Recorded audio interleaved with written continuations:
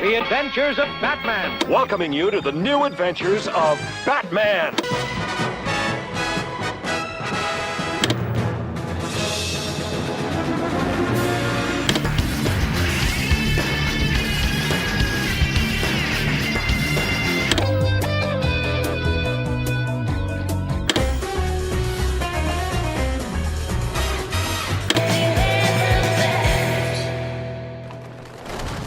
Welcome to episode 27 of BATMANIMATION, a Batman on Film podcast, revisiting the animated adventures of the Caped Crusader. I'm senior BOF contributor Javi Trujillo, and joining me is the 25th anniversary party man, the contradictor of clickbait. He's taking care of business, Bill Jett Ramey. TCB, so Bill, baby. TCB. That's right. Give us an update. Give the BOF family an update. How's Graceland settling into the Batcave? Graceland is my new dog, puppy.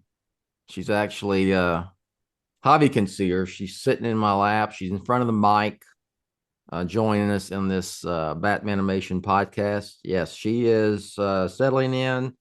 She's in total control of the household now. She is in full puppy mode and all that entails, but she's a good girl. This is her first BATMANIMATION. I'm excited. Yes, it's first BATMANIMATION. Absolutely. And yeah, she just looks all nice and calm and ready to podcast. I'm digging it. She's calm right now. She will not be after a while. She's chilling out right now, thank goodness. So yeah.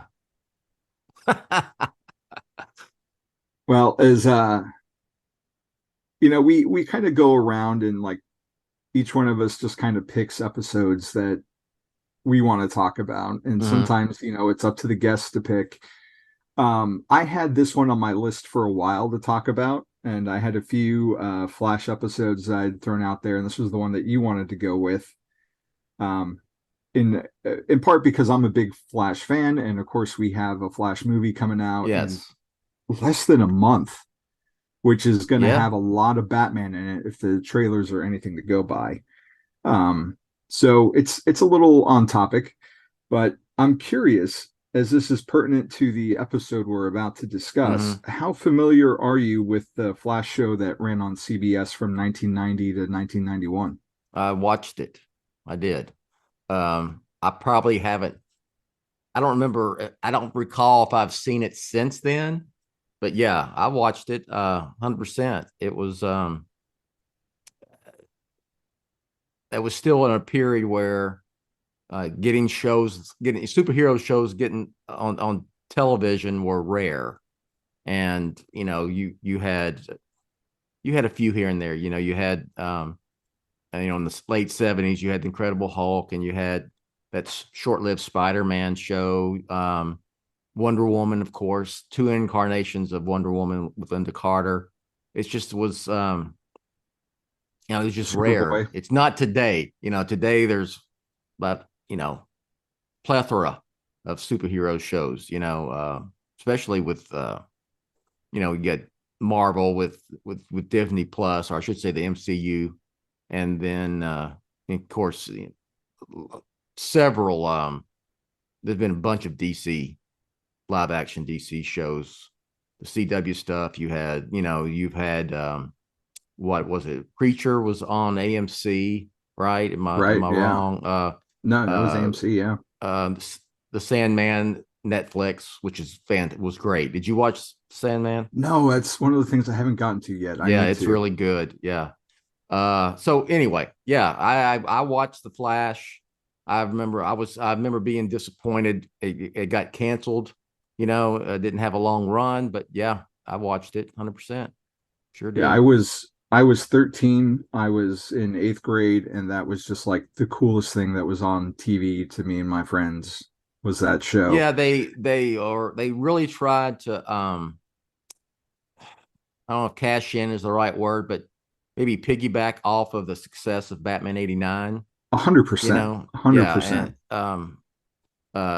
The suit was really a great looking Flash suit for that time. Still my favorite suit. Yeah, especially for television, Yeah. And it was, kind of modeled a little bit the design that the putting it together, creating it, making it was kind of patterned after, Batman 89, and shows that in terms of you can make a really good looking superhero costume. It's not like Adam West, back in the 66 series wearing tights. That's what kind of stuff you would get, and even Danny Elfman, doing the Flash theme for that. So a little darker, all that. Yeah, they certainly tried to ride the coattails of Batmania and Batman 89. It's in a weird spot where I think you can make a correlation where Batman 89 influenced the Flash, certainly, and then the Dark Knight trilogy influenced Arrow, like especially like season 1, season 2 of Arrow. You can see where they took those influences from Batman on film and applied it to a TV scale to kind of bring people in. And with the Flash show in particular, it's sandwiched in between like this weird spot where Batman 89 preceded it and Batman the Animated Series followed it. So there's a little bit of a carryover where it does have like that darker Burton-esque aesthetic where it's kind of got, it's not quite in the present, looks like the present day, but it looks a little bit like the past, but there's modern technology. And even the end of the pilot was very much like, you made me, I made you, you made me first, kind of thing. And you've got, like you said, the Danny Elfman theme. Shirley Walker did the music for the whole series, and she scored Batman the Animated Series. And I mean, Mark Hamill's Joker is, there's a through line of him playing the trickster and how he characterized the trickster and how his Joker came about. Like you can hear it in his voice. So there's quite a few, it vibes very well with the Batman of that era.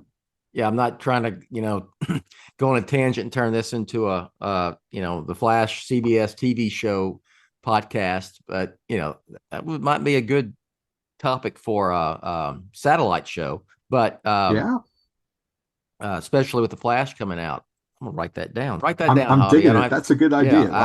It's already burned in my brain. I've got this dog in my lap. But I mean, it's just it was. I remember you mentioned Mark Hamill. Mark Hamill being in it was a big deal. Yeah, because he was Luke Skywalker, from Star Wars, and that wasn't that long before. And people didn't it wasn't commonplace for TV like movie stars didn't come on TV at that era. Like you were a movie star or you were a TV star, and there wasn't a lot of crossover. Correct. It was very rare. So to have Luke Skywalker be on a TV show and a villain was like, never seen anything like that before. And this is before, he started doing a lot of voice work with either Batman or he's done voices on Spider-Man and all sorts of stuff. So, but all this preamble is because today we're talking Batman, the Brave and the Bold, season 2, episode 15, Requiem for a Scarlet Speedster. It aired October 1st of 2010, which is a Friday. This was something I had to catch on iTunes because I didn't have on cable. But when I knew it was coming because of the cast and being a Flash fan, that was like something I bought on iTunes and watched immediately. And it's one of my favorite episodes of the show. The synopsis reads, Barry Allen has long been presumed dead, and his ghost has been haunting Jay Garrick and Kid Flash. When Batman sees it too, they realize he's not dead. He's been kidnapped by the Reverse Flash. So cast-wise, we have Diedrich Bader as Batman. Stephen Blum does double duty as Captain Cold in Heatwave. Robin Atkin Downs as Weather Wizard in Cobra. Teen Titans goes Robin. Scott Menville is Metamorpho. John Wesley Shipp, which is why we're talking about him a lot, is Professor Zoom, who is also known as the Reverse Flash or Eobard Thawne, and Alan Tudyk, who is like everybody. He's been Superman, he's been Clayface, the Joker on Harley Quinn, Green Arrow, and Injustice. This time he's playing Alan Tudyk, or Alan Tudyk is playing Barry Allen, the Flash. And it was written by Greg Weisman, who, if you're an animation fan, he's done Gargoyles. He was like showrunner on The Spectacular Spider-Man and Young Justice. So he's very well entrenched with like DC. So our cold open, as we usually have these things, Batman is teaming up with the Outsiders to fight Cobra. And what I liked about this is it kind of fits in with the theme for the episode, because it doesn't necessarily look like it, but for me, my big introduction to Cobra and like his cult was The Flash. There's an arc issue like 95 to 100 where he's threatening Keystone, and the Flash is looking like he's going to die soon, and it's called Terminal Velocity, and it leads up to the big issue 100, and Cobra becomes somewhat of a villain for the Wally West Flash. So it was cool to see them come in, and then we have the Outsiders, which is a nice homage. I think we've talked about them a little bit when we've done our Beware the Batman episodes. And with these cold opens, like, we don't necessarily get a lot of the other heroes, but like this show gives us just enough to like, hey, here's so-and-so, here's so-and-so. By the way, Batman introduces them. We see their powers, and then we just kind of move on. It was very very much like 1970s Outsiders, Black Lightning, straight out of this, his original incarnation. I think I have an old Brave and the Bold from the 70s that introduced Black Lightning, or he was in it after I have some Black Lightning comic books from back then. So I was surprised, because I always associated him with Batman because of the Outsiders. Like, we've seen them obviously team up in that book, and then throughout the years, like, he's been associated with Batman. Yeah. But when I actually read, like, I got a trade of like his first issues when the show came out, and I was surprised that he's so actually entrenched with Superman. Like, Superman makes issue 3 and 4, I think. Okay. And he's in Metropolis. Originally, he's based out of Metropolis in like Suicide Slum, which I didn't know. But I thought it was kind of cool. Yeah. But what I like about The Brave and the Bold is how it mixes the retro and the today. Like, we get, when we see Green Arrow, he's in like his 40s suit, not more of like the bearded goatee Neil Adams. Yeah, this is pre-goatee, very 50s, 60s, early 60s, his original incarnation, red gloves and all that, very, very Robin Earl Hood-ish. Flynn. Yeah. But then you get Blue Beetle, who is like the current iteration. And then you go back to Black Lightning, and he's more like his original 70s look. And that's something I've always appreciated about the show, is how they cherry pick from different eras to make it. Certainly do. Yes. Certainly make it a show for like every era of DC fan. Yep. So we get our cold opening, then we go into the present day, kind of. Well, first we got the opening theme after the cold opening. That's always where, when I watch these revisit these Brave and the Bold episodes, where I have to get up and dance to that, because I don't know how you can not dance to the Batman Brave and the Bold theme, because it's awesome. But anyway, that's you have to do the Batusi. Yeah, that's my 30-second, old white man dance at that time, and then I'm in I get to the actual episode, the main story. Yeah, I don't know what that skip intro button is for, because why would you skip that song? That's ridiculous. So after the cold open, we actually go to a flashback to 2 years ago where we see some Batman Flash, but Barry Allen Flash like team ups. So we get to see him fighting Grodd, Captain Boomerang, and Mirror Master. So it's like we get this quick little glimpse of Brave and the Bold episodes that we're never going to see. And then they transition into a statue of Barry at the Flash Museum, which is straight from the comics. Because Barry has had a Flash Museum, but once he dies in Crisis, they erect a statue of him out front. Okay, yeah. So then that ties into it, and then we got to the first bank, and Heatwave, Captain Cold, and Weather Wizard are robbing it, and Batman shows up, and it's funny because the relationship that Barry has with his rogues, part of the fun or the thrill of crime for them is matching wits with the Flash. Mm-hmm. So when Batman shows up, they're more upset that it's Batman showing up to stop them than not the fact that someone's trying to stop them, but that it's Batman, because he doesn't have the joie de vivre that Barry Allen has. He doesn't have the style. And I don't know, it's something different with that group of villains than like any other hero relationship. Are you familiar with them at all? The characters I know, just, you know, growing up a Batman fan, then you're a DC fan by default. So I'm familiar with all of that. I always remember when you mentioned Captain Cold, I remember as a kid thinking this is like, it's Mr. Freeze. It's the same thing, same villain. It just I always thought it was funny. I mean, you had these two ice criminals, supervillains, who essentially did the same thing. But you just had one of them was, Batman rogue, and the other was a Flash, and it's very much, it speaks to how DC historically always operated, is that when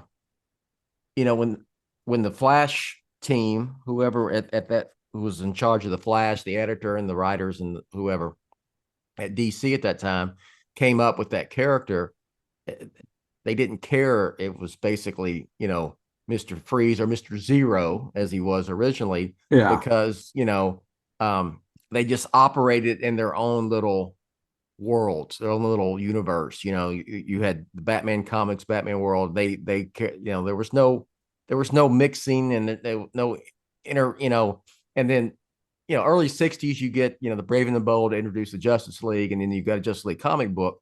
But still, even those really had nothing to do with what was going on in the different solo Wonder Woman or Superman or Batman, the Flash. That's just the way DC operated.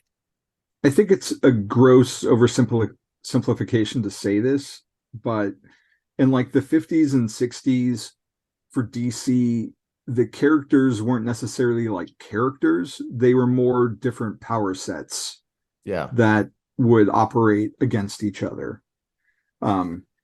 Like to your point, like, in some regards you could swap out Captain Cold for Mr. Freeze, but there wouldn't really be that much of a difference other than an aesthetic. And later on we get these backstories that flesh him out, like with Mr. Freeze and his wife Nora from the animated show. I mean, or Jeff Johns like bringing in like this tragic backstory with Captain Cold and how his father was abusive and kind of gave him his code and that kind of thing, and his overprotection of his sister.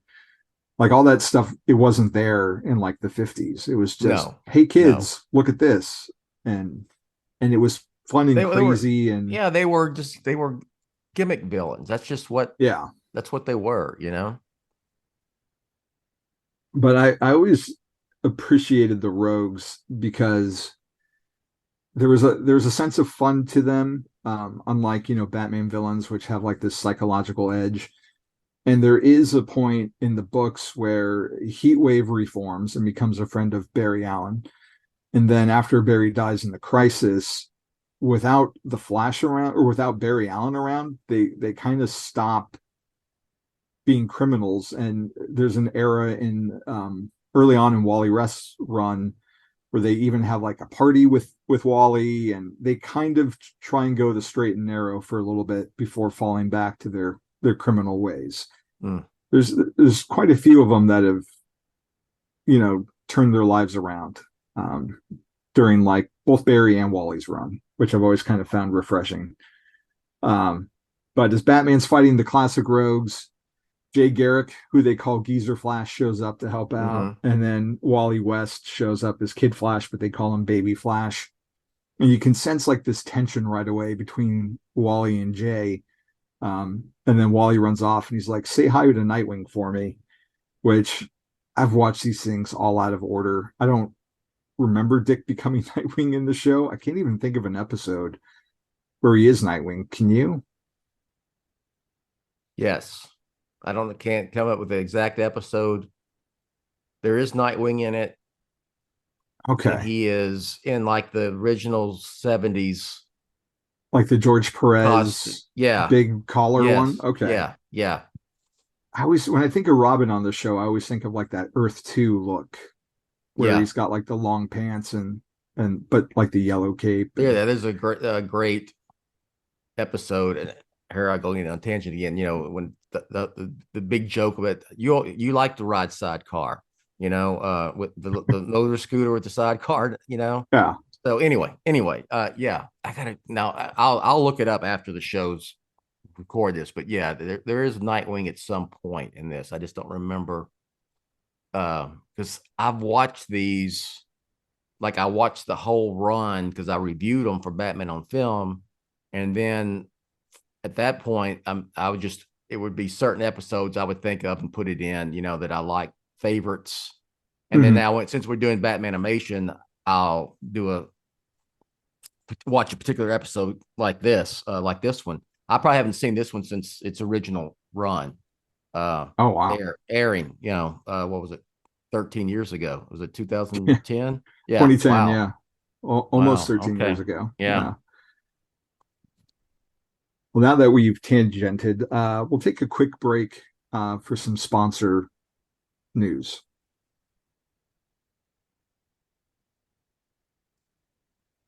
All right, so now we are back. Jay tells Batman what happened, how Barry died fighting Zoom. And so Zoom is, okay, this is really confusing to non-Flash fans. So Eobard Thawne is Professor Zoom, the Reverse Flash from the 25th century. Yes. Who hates Barry Allen, comes back in time, fights him all the time. But then in this episode specifically, they call him Zoom, but he goes by either name, Professor Zoom or the Reverse Flash. But then Wally has a police friend named Hunter Zolomon, who then has some tragedy happen to him, and he becomes Zoom, who is like Wally's version of the Reverse Flash. And Wally's Zoom, Hunter Zolomon, has like the all blacked out eyes with just red dots. So that aesthetic that we see in the cartoon for Professor Zoom is really like the Wally version of Zoom. Okay. And that's how you can kind of tell them apart when you're reading the comic, is like Barry has the lighter colored red and Wally has the shinier, darker red with like no eyes. And his Zoom has, the only way you can tell them apart is he's got the all blacked out eyes with red dots. Okay. Because otherwise it's like the same costume. But Barry dies fighting Zoom apparently, and it kind of dovetails a little bit off of what happened in Crisis. It's not one for one, but Wally tries to fill in Barry's shoes and he's blaming Jay, which is very much where Wally is post Crisis on Infinite Earths in the comics. And Jay mentions to Batman how he's seen Barry wherever he goes. And then when Batman's leaving in the Batmobile, he sees like the ghost of Barry Allen run by him, which is very much Crisis on Infinite Earths. Barry was trapped by the Anti-Monitor and like flashes of him would pop up, and Batman was one of the people who got to see him. So Batman gets an idea he brings Jay and Wally together to the Flash Museum, where they all see the ghost of Barry Allen. They scan the waveform, punch it into the cosmic treadmill, and they're off in the 25th century now. And I know you and Peter on a social hour, I think we're talking about this, or maybe it was you and Lauer, like the whole multiversal aspect of the Flash.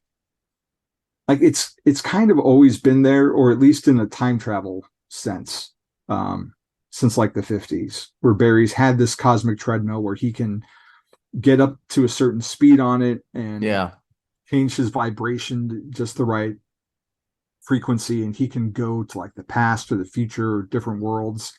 And then when he relaxes his vibrations, he gets snapped back to his present home in Central City. So this throws everybody into the 24th century or the 25th century. And we see like these cops show up, and they've got like these cars that are like Blade Runner, and they quickly arrest our heroes. What did you think about the design sense for this? It's kind of your stereotypical future view when depicted. You know, with I'm sure there's a little Blade Runner, Batman Beyond-ish type of vibe here. But it's always, I kind of got is like, you know, like in the 50s when people talked about, you know, had these depictions of the future, it was similar to this, you know. I don't know if that was something they thought, you know, okay, let's go that route or not, but that's kind of how I took it, you know, you had the Jetsons back in the 60s, and, you know, everyone back then thought we would be in flying cars by now, you know. Right. Yeah, not yet. It's a horrible idea. Like, how many cars? There was a car I saw stranded on the road 3 times yesterday. Like, I don't want that car falling out of the sky and landing on me. Flying cars are a bad idea. But the group gets taken to Fortress Zoom, where we see the Reverse Flash, and you know, he reveals his whole plan and how Barry's really still alive. He's just been trapped in this perpetual motion machine, and he's running this, which is powering this generator, which is boosting the Reverse Flash's speed by wearing these armbands. And then he's made armbands for all his soldiers so they can have super speed too. And so his original plan was to have all 3 Flashes, but Barry had saved Jay and Wally. So now Zoom is happy to have all 3 of them together, where he can increase his speed even more. And Batman, being Batman, just a regular guy, he's just thrown in jail while the other Flashes get reunited and are boosting Zoom's power. Batman was very much I didn't mean to interrupt you. Batman, no. This was a very Flash episode. Flash as Flash heavy. You mean, because you have the Golden Age Flash, you've got Barry Allen, you know, and then you've got Kid Flash, or, you know, Wally West. So it was, and Batman is almost a supporting character in this, you know, which is fine. I think that's fair to say. But I enjoyed. I like the fact that you had. I like a lot of the old Golden Age stuff, so I like the Jay Garrick version of the Flash. So I was glad he was. I remember watching this originally and glad that they included all 3 of those versions of the character. Yeah, and to an earlier point, like they're all, I mean, Jay's look really doesn't change unless you count the New 52 New 52 Earth 2 Flash, but no one does. And you know, we get to see Wally in this more because Wally started off in Barry's costume. Basically, it was a 1-for-1 replica, just smaller, and then later on involving space lasers or thought projectors or something, he gets a new costume that Barry kind of thought of. So it's more of like the yellow and red, and that's what we see here, and that's what's typically what you see him in Teen Titans. So it's a nice mixture of, the retro and the old, because you've got like a more modern looking Reverse Flash, but like the older heroes. What did you think of John Wesley Shipp as the Reverse Flash? Honestly, when I did not know, because I didn't look up the credits, that he voiced the Reverse Flash. I mean, it was fine. It was, fine vocal performance. When you were reading the cast list at the beginning, and you said John Wesley Shipp, I thought, did he voice Jay Garrick? And I was like, wow, that was kind of foreshadowing the Flash TV show, that he would actually play Jay Garrick. So yeah, great. I mean, he was fine, and I'm sure that having him in voice this episode is a nod to the to the Flash. Oh yeah, original Flash TV series that we talked about earlier.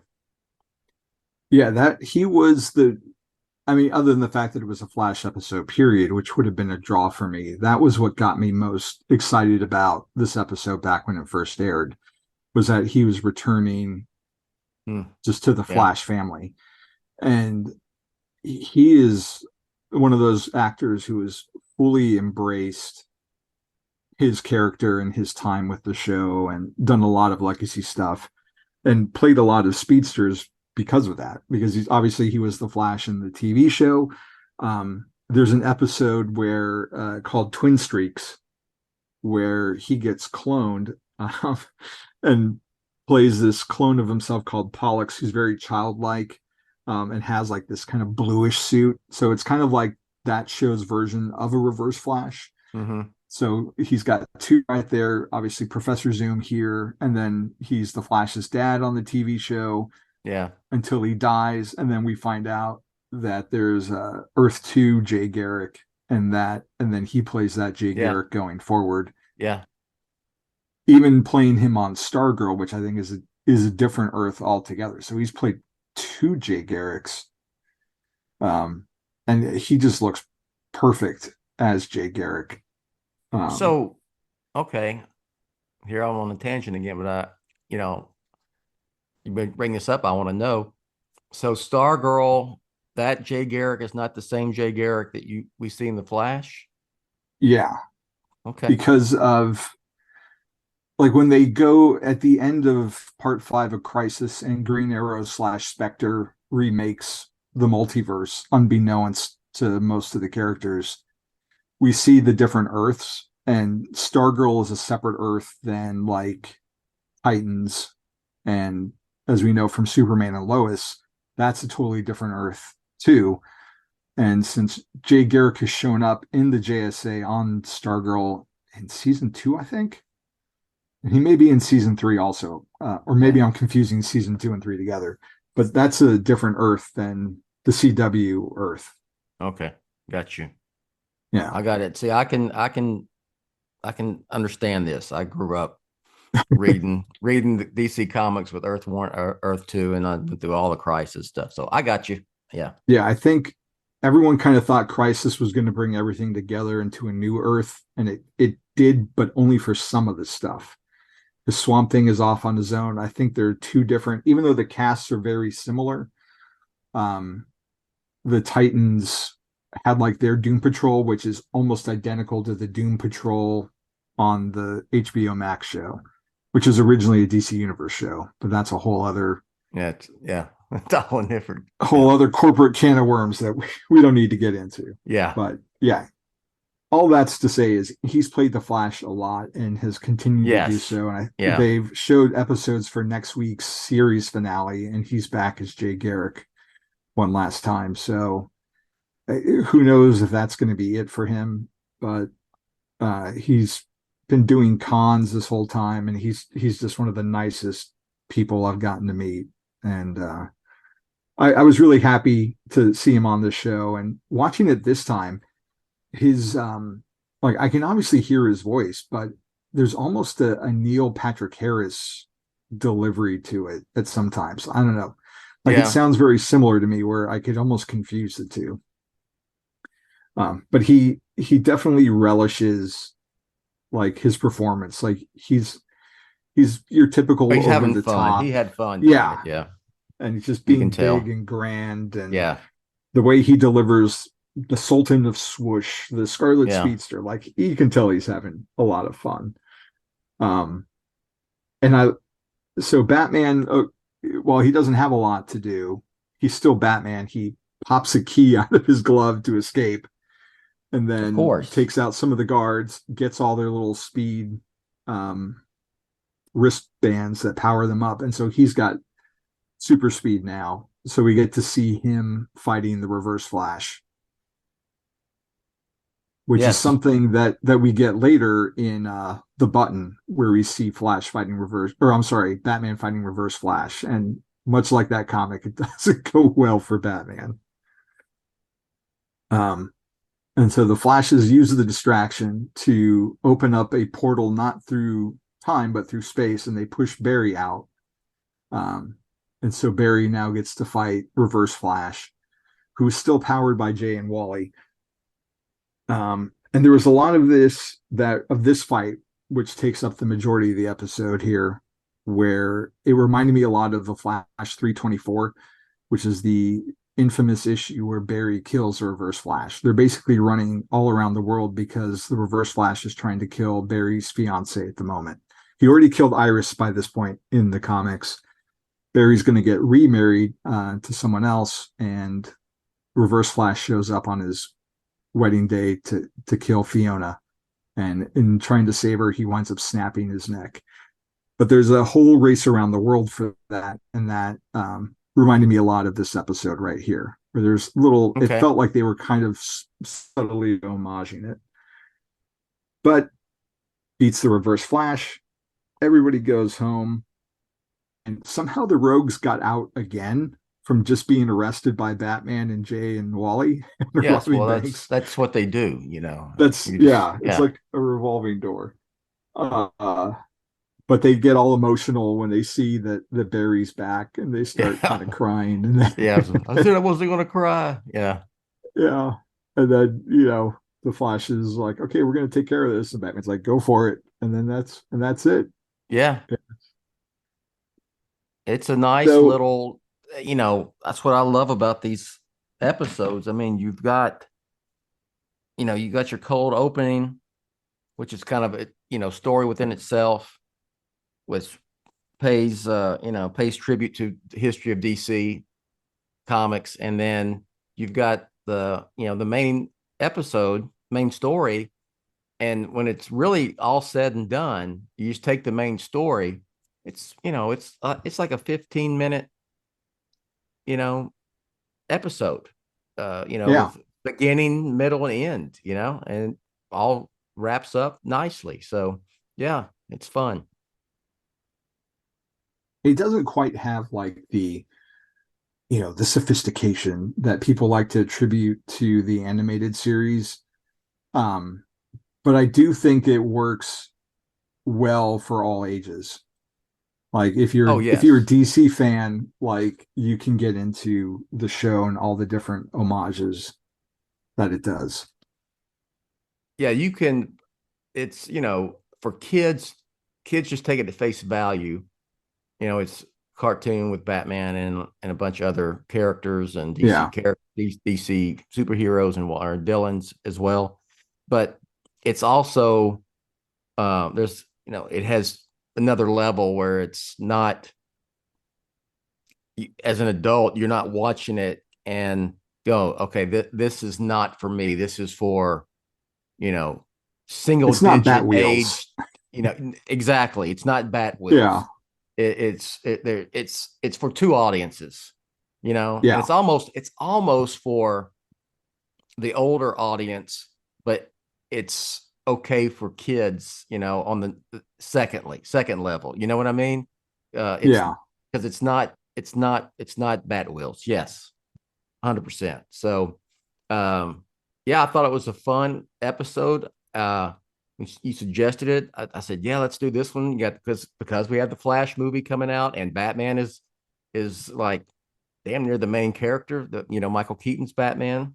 He's co-lead at least. So it was fun to talk. To see this animated Batman and Flash, and not only it's Batman mixing up with three different speedsters, Flashes.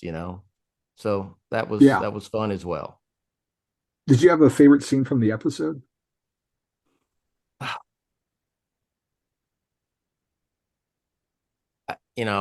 I'm always partial to the openings, but I'll Yeah. take that out. I'll get to the main story. I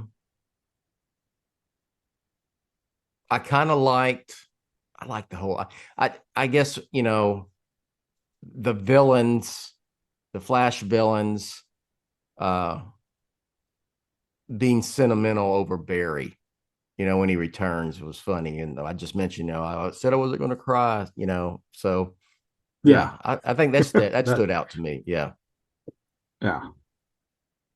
I really like just seeing Barry and the Reverse Flash go at it. Like anytime, I like the visuals of like the red clashing with the yellow. I don't know why that works on my brain the way it does, Mm-hmm. but I just like seeing those two go at it. Because we a lot of like great villains are like a mirror for the hero.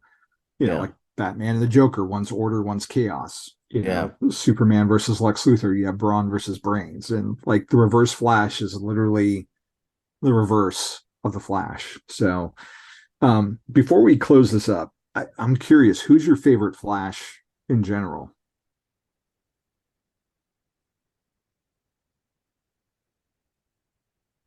I Barry Allen was the Flash that, as a child, that I grew up with, or he was the Flash, right? I remember, but there's just part of me that really enjoys the Golden Age stuff and the Mhm. Justice Society stuff. I'm talking the old school Justice Society stuff. Um, I like that Jay Garrick a lot. I like that his cap, that like kind of like Mercury, and Yeah. that it looks like an old. My grandfather worked at well, both of them did worked at what was called then the Texas Company. Now it became Texaco, an oil refinery down in Southeast Texas, and the hard hats back then. Probably Mhm. from the 50s, 40s, and 50s. I still have it. It looks like um, Oh, Jay Garrick Flash helmet. It's got Texaco on the front, So that's there's cool. something about Jay Garrick, that Flash, that I like a lot. So Yeah. I'm not. It's more just, but I know I'm hedging my bets here, but um, I'll just go with Jay Garrick to be a little different. You Right know? on. I appreciate that. Yeah. I mean, mine is Wally West, but we'll get into that later. We'll do that in the where can we find you, which we're gonna move into right now. Bill, where can people find you? What's going on with you these days? Well, you can. You didn't know. I run this site called Batman on Film. It's been around for 25 years now. So, yeah, you can go to batman-on-film.com and everything is there. Links to these shows, links to other podcasts, links to comic book reviews, links to a plethora of Batman things. So check it out. And if you were listening to this, I'm sure you do. So thank you. Please check out the site because a lot of guys do a lot of things, and uh, it's nice when you give their work a look see, if you will. If only little Bill Ramey knew that when he logged into that web TV 25 years ago, Yeah. he would still be doing this and now talking about No, Batman cartoons. I never imagined when that started 25 years ago. Almost, the actual the date that Batman on Film was created is June the 2nd. But that, no, I didn't think I'd be doing this 25 years later. And all the stuff that Batman on Film has been through, no, that never entered my mind. It was something fun to do to kill time. Basically have a hop. Yeah. I mean, every lead up to a Batman movie, you're always telling us to enjoy the ride. Yes. And like 25 years, that's been a ride. There's been ups a lot. And there's been downs. And... I just was, this sounds like the BOF Chronicles episode here, but it's, I just was hoping we get another Batman film after Batman and Robin. Yeah. I did not know we would end up with the Dark Knight trilogy and, then Ben Affleck's incarnation of Batman. And then, we're in the middle of, we're at the beginning. Batman saga. The Batman saga with another trilogy with not only with films, but spin-off shows like The Penguin. They're creating a whole Batman universe out of it. And then you're going to have the DCU Batman coming in a few years. So, yeah. I just wanted one more Batman movie. No, look what we got in the last 25 years. Yeah. Yeah. Well, you can certainly find me on BatmanOnFilm.com, where I'm reviewing Catwoman, Batman: The Adventures Continue Season 3, which is almost done with this current season. If you follow Batmanimation, then you should definitely check out that book, as it's a continuation of Batman the Animated Series where it left off. And it's told by two of the writers of the show. So you should definitely check out that book. And I just had a review this week for Batman, coincidentally, Batman the Brave and the Bold #1. But unlike the show that we talked about or the old series, this is more of an anthology book instead of a Batman teaming up with X hero. So for this particular story, the first issue, you have two Batman stories, a Superman story and a Stormwatch story, which I admit I haven't read those yet. I'm waiting to get it in print and then I'll read it. But the Dan Mora does a Batman Black and White series, which is crazy and imaginative and fun. But oh man, the Tom King and Mitch Gerads do the opening Batman story. And I didn't know what to expect. I didn't really read what it was going to be about. And just when it opens and it says year one. And as I go through it and I start to realize it's a modern version of the Joker's first appearance in Batman #1. Oh my God. Like this issue blew me away. I don't even know if I adequately expressed that in my review. I was riveted for the entire story. I said this on Twitter, and I was not hyperbole. It's one of the best Batman Joker stories I've read in a long time. It is really, it's really good. It's moody and atmospheric. Yeah. Oh. I don't know how they're going to collect this, but I would hope that they collect, this story that he's telling right now, Tom King, by itself, not as a trade of all the, like you said, it's kind of an anthology with, it kind of reminds me of, like, here I go again. Sorry, Javi. It reminds me of like what you would get from Detective Comics back in the, when Batman started in 1939, where, in the 40s, where, it was Batman was the headliner, but there would be other stories in that issue with other characters that had nothing to do with Batman, So it's very much like that, instead of what you imagine with Brave and the Bold in the 70s, where it was Batman teaming up with a DC character. So I like this take on with the Brave and the Bold. So they just to Peter Vera's consternation, they just ended Batman Urban Legends, which was like a Batman anthology book. Yeah. And this is more of like Batman in the greater DCU. like I said, I haven't had a chance yet to read the other two non-Batman stories. And I know this is like, I think, an $8 book, like double the price. Yeah. But for this Batman and Joker story alone, it's worth it. Yes. You know? Absolutely. Yeah. Absolutely. So yeah, definitely check out my review on Batman on Film. Go to your comic shop and get that issue. I'm at Javi True on Twitter. I've got reviews on 007 at thejamesbonddossier.com, which is the current comic book by Dynamite.